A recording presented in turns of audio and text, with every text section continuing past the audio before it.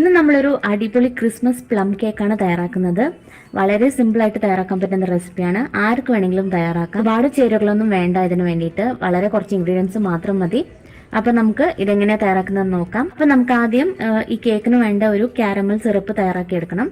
അപ്പം അതിന് വേണ്ടിയിട്ട് ഒരു പാൻ എടുത്തിട്ടുണ്ട്. ഇതിലേക്ക് നമുക്ക് 3 ടേബിൾ സ്പൂൺ പഞ്ചസാര ചേർക്കാം.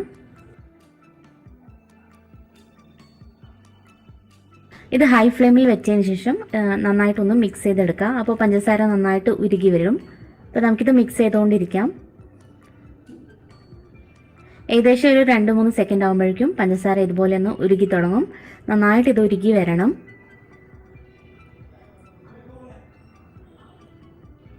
ഇത് നന്നായിട്ട് മെൽറ്റായി വരുന്നത് വരെ നമ്മൾ തീ ഹൈ ഫ്ലെയിമിൽ തന്നെ വെക്കണം.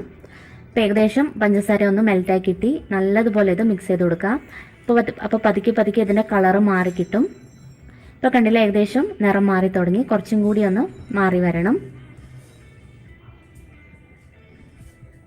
ഇതുപോലെ നമ്മളിത് മിക്സ് ചെയ്യുന്നോറും ഈ സിറപ്പിൻ്റെ നിറം മാറി കിട്ടും. അപ്പോൾ നല്ലൊരു ഡാർക്ക് കളർ വരണം. എന്നാലേ നമ്മുടെ കേക്കിനും നല്ലൊരു ഡാർക്ക് കളർ കിട്ടുള്ളൂ. ഇപ്പോൾ ഏകദേശം ഇതിൻ്റെ കളർ മാറി മാറി വരുന്നുണ്ട്. കുറച്ചും കൂടി ഒന്ന് ഡാർക്ക് ആവാനുണ്ട്. അപ്പോൾ ഇത്രയും ആയാൽ മതി. നല്ലൊരു കളർ വന്നിട്ടുണ്ട്. ഇതിലേക്ക് നമുക്കിനി 1/2 കപ്പ് വെള്ളം ചേർക്കാം. അപ്പോൾ ഈ വെള്ളം ചേർക്കുന്ന സമയത്ത് തീ നല്ലതുപോലെ കുറച്ച് വെച്ചതിന് ശേഷം വേണം വെള്ളം ചേർക്കാൻ. പിന്നെ നമ്മൾ വെള്ളം ചേർത്ത ഉടനെ ഇതിങ്ങനെ കട്ട പിടിച്ച പോലെ ഇരിക്കും. പക്ഷെ അത് പേടിക്കേണ്ട ആവശ്യമില്ല. നമ്മൾ വീണ്ടും തീ കൂട്ടി വെച്ച് മിക്സ് ചെയ്ത് കൊടുത്താൽ ഇതെല്ലാം വീണ്ടും അലിഞ്ഞു വരും. നമുക്ക് നന്നായിട്ട് തീ കൂട്ടി വെച്ച് ഇത് നന്നായിട്ടൊന്ന് മിക്സ് ചെയ്ത് കൊടുക്കാം. ഇപ്പോൾ കണ്ടില്ല, നമ്മുടെ പഞ്ചസാരയുടെ കട്ടയൊക്കെ മാറി നല്ലതുപോലെ വെള്ളം പോലെ ആയിട്ടുണ്ട്. അപ്പോൾ നമ്മുടെ കാരമൽ സിറപ്പ് ഇവിടെ റെഡിയാണ്. അപ്പോൾ നമ്മുടെ സിറപ്പ് മാറ്റി വയ്ക്കാം. ഇനി ഞാനൊരു ബൗളിലേക്ക് കുറച്ച് ഡ്രൈ ഫ്രൂട്ട്സ് ഒക്കെ എടുത്തിട്ടുണ്ട്. കുറച്ച് ഉണക്കമുന്തിരി എടുത്തിട്ടുണ്ട്. അതുപോലെ തന്നെ ടൂട്ടി ഫ്രൂട്ടിയും ചെറിയൊക്കെ നമുക്ക് ഉപയോഗിക്കാം. നമ്മുടെ കയ്യിൽ ഏതാണോ ഉള്ളത് അത് ഉപയോഗിക്കാം കേട്ടോ. ഇത് തന്നെ വേണമെന്നൊന്നുമില്ല. അപ്പോൾ കിട്ടുന്നത് ഏതാണോ ആ ഫ്രൂട്ട്സ് ഒക്കെ നമുക്ക് ഇതിലേക്ക് ചേർക്കാം. ഇനി ഇതിലേക്ക് നമ്മൾ ഈ ചൂടോട് കൂടി തന്നെ ഈ സിറപ്പ് ഇതിലേക്ക് ഒഴിച്ചു കൊടുക്കാം. അപ്പോൾ ഇതുപോലെ സിറപ്പ് നമ്മൾ ഈ ഡ്രൈ ഫ്രൂട്ട്സിലേക്ക് ചേർക്കുമ്പോൾ നല്ലതുപോലെ ഇതൊന്ന് സോഫ്റ്റായി കിട്ടും. മാത്രമല്ല ഇപ്പോൾ നന്നായിട്ട് ഉള്ളിൽ കയറും. അപ്പോൾ നമുക്കുള്ള സ്റ്റെപ്സ് ഒക്കെ ചെയ്യുന്നത് വരെ ഇതിങ്ങനെ തന്നെ ഈ സിറപ്പിൽ ഇതിങ്ങനെ മുങ്ങിയിരിക്കട്ടെ.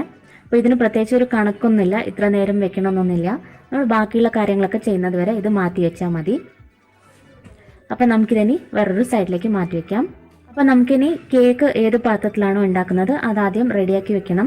അപ്പോൾ നമുക്ക് വീട്ടിലുള്ള ഏതെങ്കിലും ഒരു പാത്രം ഉപയോഗിക്കാം. ഞാനിപ്പോൾ ഒരു സ്റ്റീലിൻ്റെ ഒരു പാത്രമാണ് ഉപയോഗിച്ചിരിക്കുന്നത്. ഇതിലേക്ക് ഒന്നെങ്കിൽ ബട്ടർ പേപ്പർ ഇതുപോലെ കട്ട് ചെയ്ത് വെക്കാം. അതല്ലെങ്കിൽ നമ്മുടെ നോർമൽ പ്ലെയിൻ പേപ്പറില്ലേ അത് കട്ട് ചെയ്തതിന് ശേഷം കുറച്ച് ഓയിൽ പുരട്ടി വെച്ചാലും മതി. ആദ്യം പാത്രത്തിലേക്ക് നല്ലതുപോലെ ഓയിൽ വെച്ചതിന് ശേഷം വേണം ഈ ബട്ടർ പേപ്പർ ഇതിലേക്ക് വെച്ച് കൊടുക്കാനായിട്ട്. ഇനി നമുക്ക് കേക്കിന് വേണ്ട മൈദ ഒന്ന് അരിച്ചെടുക്കണം. ഇപ്പോൾ 1 കപ്പ് മൈദയാണ് എടുത്തിരിക്കുന്നത്. കൂടെ തന്നെ നമുക്ക് 1 ടീസ്പൂൺ ബേക്കിംഗ് പൗഡർ ചേർക്കാം. അതുപോലെ തന്നെ 1/2 ടീസ്പൂൺ ബേക്കിംഗ് സോഡയും കൂടി ചേർക്കാം. ഇതെല്ലാം കൂടിയിട്ട് നന്നായിട്ടൊന്ന് അരിച്ചെടുക്കണം. അപ്പോൾ ഇങ്ങനെ ചെയ്യുമ്പോൾ ഈ മൈദയിലേക്ക് കട്ടകളൊക്കെ കാണല്ലോ, അതൊക്കെ മാറാൻ വേണ്ടിയിട്ടാണ് നമ്മൾ ഇതുപോലെ ഒന്ന് അരിച്ചെടുക്കുന്നത്. ഇത് നിർബന്ധമായിട്ടും ഈ സ്റ്റെപ്പ് നിങ്ങൾ ചെയ്യണം. അപ്പോൾ നമ്മളിത് നന്നായിട്ട് അരിച്ചെടുത്തിട്ടുണ്ട്. അപ്പോൾ ഇതിനെ നമുക്ക് മാറ്റി വയ്ക്കാം. നമുക്കൊരു മിക്സിയുടെ ജാർ എടുക്കാം. ഇതിലോട്ട് 1/2 കപ്പ് പഞ്ചസാര ചേർക്കാം.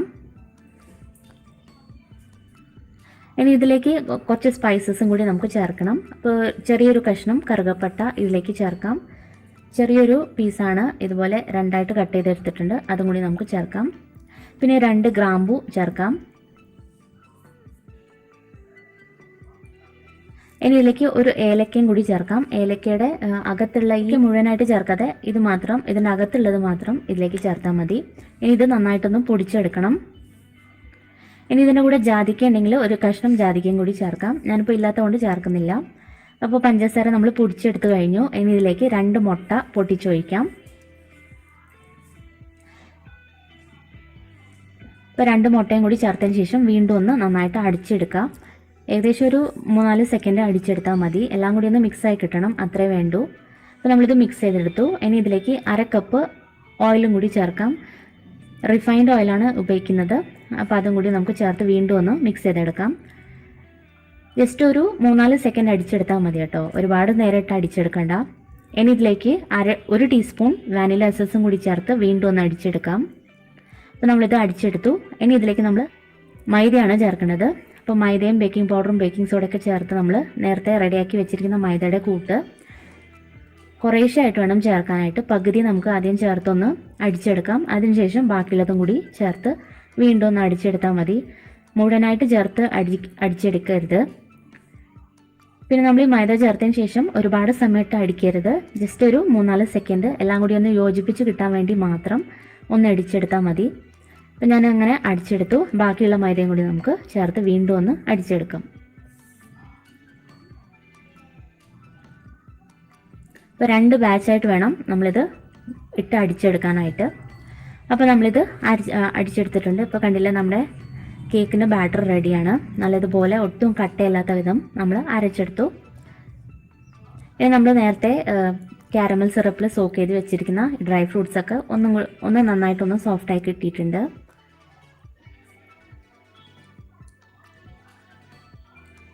ഇനി ഇതിലേക്ക് കുറച്ച് കാഷ്നട്ടും കൂടി ചേർക്കുന്നുണ്ട്. അപ്പോൾ കാഷ്നട്ടും ബദാമൊക്കെ നമുക്ക് ചെറുതായിട്ട് കട്ട് ചെയ്ത് ഇതുപോലെ മൈദയിലിട്ടൊന്ന് മിക്സ് ചെയ്ത് ചേർത്ത് കൊടുക്കാം. അപ്പോൾ കാഷ്നട്ടും ബദാമൊക്കെ നമ്മൾ മൈദയിലിട്ട് മിക്സ് ചെയ്ത് ചേർത്താൽ മതി. കാരണം ഇത് നല്ല ക്രിസ്പി ആയിട്ടിരിക്കും. നമ്മൾ ഈ സിറയ്ക്ക് നേരത്തെ ഇട്ട് കഴിഞ്ഞാൽ ഒരുപാടങ്ങ് സോഫ്റ്റ് ആയി പോകും. അപ്പോൾ അതുകൊണ്ടാണ് ഇതുപോലത്തെ നട്ട്സൊക്കെ നമ്മൾ സെപ്പറേറ്റ് ആയിട്ട് ഇടുന്നത്. ഇനി ഇതിലേക്ക് നമ്മൾ അരച്ച് വെച്ചിരിക്കുന്ന ഈ പേസ്റ്റ് ഇതിലേക്ക് ചേർത്ത് ഒന്ന് യോജിപ്പിച്ചെടുക്കണം.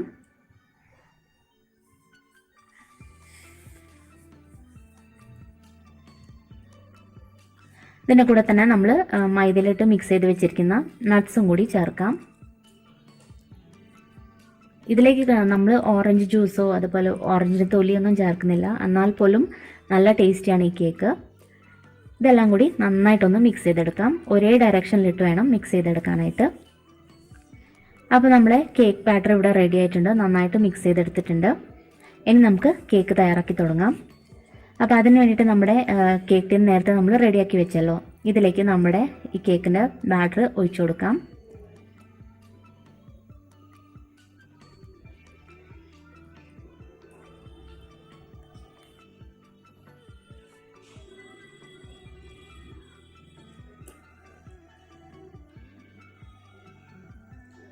അപ്പോൾ ഈ കേക്കിൻ്റെ ബാറ്റർ നന്നായിട്ട് ഒഴിച്ചതിന് ശേഷം ഈ പാത്രം ഇങ്ങനെ ഒന്ന് ടാപ്പ് ചെയ്ത് കൊടുക്കണം. അപ്പോൾ നന്നായിട്ട് തന്നെ ടാപ്പ് ചെയ്യണം, എന്നാലേ ഇതിലുള്ള എയർ ബബിൾസ് മുഴുവനും മാറി കിട്ടുള്ളൂ. അപ്പോൾ നന്നായിട്ടിത് ഇതുപോലെ തന്നെ ഒന്ന് ടാപ്പ് ചെയ്തെടുക്കാം.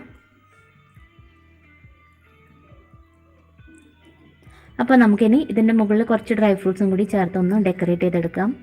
അപ്പോൾ ഇതൊക്കെ ഓപ്ഷണലാണ് കേട്ടോ, നിങ്ങൾക്ക് വേണമെങ്കിൽ ചെയ്താൽ മതി. ഒരു ഭംഗിക്ക് വേണ്ടിയിട്ടാണ് നമ്മളിതൊക്കെ ചെയ്യുന്നത്. ഞാൻ കുറച്ച് കാഷ്നട്ടും കിസ്മിസുമാണ് ചേർക്കുന്നത്. നിങ്ങൾക്ക് ഇഷ്ടമുള്ള ഡ്രൈ ഫ്രൂട്ട്സ് ഇതിൻ്റെ മുകളിലേക്ക് വെച്ച് കൊടുക്കാം. അപ്പോൾ നമ്മളിത് സെറ്റാക്കി എടുത്തു. ഇനി നമുക്ക് ബേക്ക് ചെയ്തെടുക്കാം. അപ്പോൾ അതിന് വേണ്ടിയിട്ട് ഒരു പ്രഷർ കുക്കറാണ് എടുക്കുന്നത്. ഇതിലേക്ക് നമ്മൾ ഉപ്പൊന്നും ചേർക്കുന്നില്ല കേട്ടോ. ഉപ്പ് ചേർക്കാതെ വെറും കുക്കറിൽ വെച്ചിട്ടാണ് ഇത് ബേക്ക് ചെയ്തെടുക്കുന്നത്. ഞാൻ സാധാരണയായിട്ട് എപ്പോഴും ഇതുപോലെയാണ് ചെയ്യാറുള്ളത്. ഇതുപോലത്തെ ഏതെങ്കിലും ഒരു ചെറിയ പാത്രം ഇതിൻ്റെ അടിഭാഗത്ത് വെച്ച് കൊടുക്കാം. ഒരു സ്റ്റാൻഡ് പോലെയാണിത്. ഇതിനെ അടച്ചു വെച്ച് നല്ല ഹൈ ഫ്ലെയിമിലിട്ട് ഇതൊന്ന് ചൂടാക്കി എടുക്കണം. അപ്പോൾ കുക്കറിൽ നിന്നും നല്ലപോലെ പുക വരണം. ഏകദേശം ഒരു 5 മുതൽ 10 മിനിറ്റ് എടുക്കും ഈ കുക്കർ നന്നായിട്ടൊന്ന് ചൂടാക്കി കിട്ടാനായിട്ട്. അപ്പോൾ ഞാൻ അങ്ങനെ ചൂടാക്കി എടുത്തു. ഇപ്പോൾ കണ്ടില്ലേ, നല്ലതുപോലെ ചൂടാണ് കുക്കർ. ഈ സമയത്ത് നമ്മൾ തയ്യാറാക്കി വെച്ചിരിക്കുന്ന കേക്ക് ടിന്ന് പതുക്കെ കുക്കറിൻ്റെ അകത്തേക്ക് വെച്ച് കൊടുക്കാം. ഇപ്പോൾ നല്ല ചൂടാണ് കേട്ടോ, അപ്പോൾ നിങ്ങൾ ശ്രദ്ധിച്ചിട്ട് വേണം വെച്ച് കൊടുക്കാനായിട്ട്. അപ്പോൾ നമ്മളിത് വെച്ചു. കുറച്ചും കൂടി ടൂട്ടി ഫ്രൂട്ടി ഇതിൻ്റെ മുകളിലായിട്ട് ചേർക്കുന്നുണ്ട്. നേരത്തെ മറന്നുപോയതാണ്. അപ്പോൾ ഇതിനെ അടച്ചു വെച്ച് നമുക്ക് ബേക്ക് ചെയ്തെടുക്കാം. ഇത് അടച്ചു വെച്ചതിന് ശേഷം 5 മിനിറ്റ് നല്ല ഹൈ ഫ്ലെയിമിലിട്ട് ബേക്ക് ചെയ്യണം. അതിനുശേഷം ഒരു മീഡിയം ഫ്ലെയിമിലിട്ട് ഒരു 40 മിനിറ്റ് മീഡിയം ടു ലോ ഫ്ലെയിമിലിട്ട് വേവിച്ചെടുത്താൽ മതി. ഒരു 40 മിനിറ്റിനുള്ളിൽ നമ്മുടെ കേക്ക് റെഡിയാവും. അപ്പോൾ 40 മിനിറ്റിന് ശേഷം നമുക്കിതൊന്ന് തുറന്ന് നോക്കാം. അതിൻ്റെ ഇടയ്ക്കൊന്നും നിങ്ങളിത് തുറന്ന് നോക്കരുത്. ഒരു 40 മിനിറ്റ് എന്തായാലും വേവിക്കണം. അതിനുശേഷം തുറന്ന് നോക്കിയാൽ മതി. ഇതിപ്പോൾ ഒരു 40 മിനിറ്റായി നമുക്ക് തുറന്ന് നോക്കാം. ഞാൻ മീഡിയം ഫ്ലെയിമിലാണ് വെച്ചിരുന്നത്, മീഡിയം ടു ലോ കേട്ടോ. ഇപ്പോൾ നമ്മുടെ കേക്ക് കണ്ടില്ല, നല്ലപോലെ ബേക്കായി വന്നിട്ടുണ്ട്, നല്ലതുപോലെ പൊങ്ങി വന്നിട്ടുണ്ട്. നമുക്കൊരു ഇത് വെന്തോന്നൊന്ന് ചെക്ക് ചെയ്ത് നോക്കാം. ഒരു കത്തി വെച്ച് കുത്തി കൊടുത്താൽ മതി. നമുക്കിതിന് നടുക്കായിട്ടൊന്ന് കുത്തി നോക്കാം ശരിക്കിത് വെന്തോന്ന്.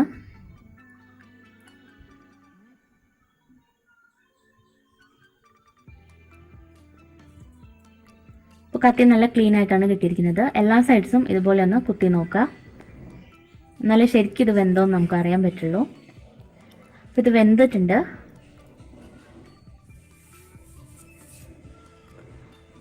അപ്പോൾ നമ്മുടെ കേക്ക് റെഡിയാണ്. ഇനി നമുക്ക് സ്റ്റവ് ഓഫ് ആക്കാം.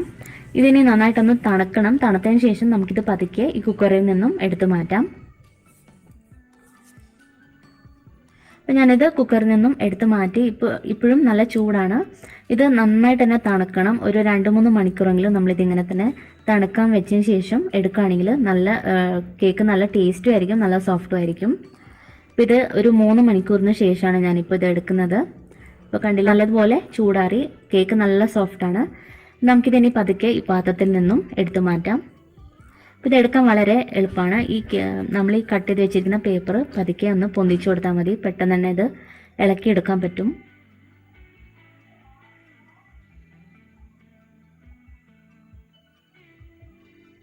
അപ്പോൾ ഇങ്ങനെ പൊന്തിച്ച് എടുത്താൽ മതി. അപ്പോൾ ഇതിൻ്റെ പാത്രത്തിൻ്റെ അടിഭാഗം ഇതുപോലെയാണ് ഇരിക്കുന്നത്. ആ പേപ്പറിൻ്റെ സൈഡിൽ കൂടെ കുറച്ച് വിട്ട് വന്ന മാവാണ് ഇതിങ്ങനെ ഒട്ടിപ്പിടിച്ചിരിക്കുന്നത്. ഒട്ടും തന്നെ പാത്രത്തിലൊന്നും ഒട്ടിപ്പിടിക്കില്ല. അപ്പോൾ ഇതുപോലെ ചെയ്താൽ മതി. അപ്പോൾ ഇനി നമുക്ക് ഈ പേപ്പർ ഒന്ന് എടുത്ത് മാറ്റാം.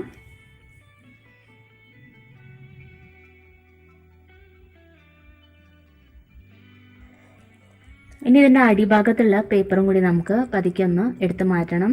നല്ല സോഫ്റ്റാണ് ഈ കേക്ക്, നമുക്ക് തൊടുമ്പോൾ തന്നെ മനസ്സിലാവും. ഒട്ടും തന്നെ കരിഞ്ഞൊന്നും പോയിട്ടില്ല, നല്ല പാകത്തിന് ശരിക്കും വെന്ത് കിട്ടിയിട്ടുണ്ട്.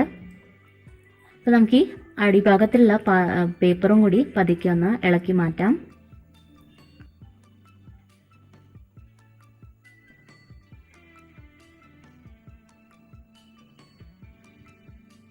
കരിഞ്ഞൊന്നും പോയിട്ടില്ല. അപ്പോൾ വളരെ സിമ്പിൾ അല്ലേ ഈ കേക്ക് തയ്യാറാക്കാനായിട്ട്. ഒരുപാടൊന്നും നമുക്ക് ഇൻഗ്രീഡിയൻസ് ഒന്നും വേണ്ട. വളരെ സോഫ്റ്റായിട്ട് നല്ല ടേസ്റ്റി ആയിട്ടുള്ള കേക്ക് നമുക്ക് തയ്യാറാക്കിയെടുക്കാൻ പറ്റും. ശരിക്കും പറഞ്ഞാൽ നമ്മൾ ബേക്കറിയിൽ നിന്നൊക്കെ മേടിക്കുന്ന ആ കേക്കിനേക്കാളും നല്ല ടേസ്റ്റാണ് നമ്മൾ വീട്ടിൽ ഇതുപോലെ തയ്യാറാക്കി എടുക്കുമ്പോൾ. അപ്പോൾ നിങ്ങൾ ഉറപ്പായിട്ടും ഈ ക്രിസ്മസിന് ഈ കേക്ക് എന്തായാലും ഒന്ന് ട്രൈ ചെയ്ത് നോക്കണം. നമ്മൾ ഓറഞ്ച് ജ്യൂസോ ഒന്നും ചേർക്കാതെ തന്നെ നല്ല ടേസ്റ്റിയാണ്. അപ്പോൾ ഞാനിത് കട്ട് ചെയ്ത് കാണിച്ചു തരാം.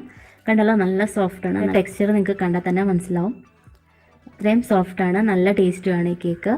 പിന്നെ ഒരുപാട് ചേരുവകളൊന്നും വേണ്ടല്ലോ. നമ്മൾ സാധാരണയായിട്ട് നമുക്ക് കടയിൽ നിന്നൊക്കെ കിട്ടുന്ന ഇൻഗ്രീഡിയൻസ് മാത്രമാണ്.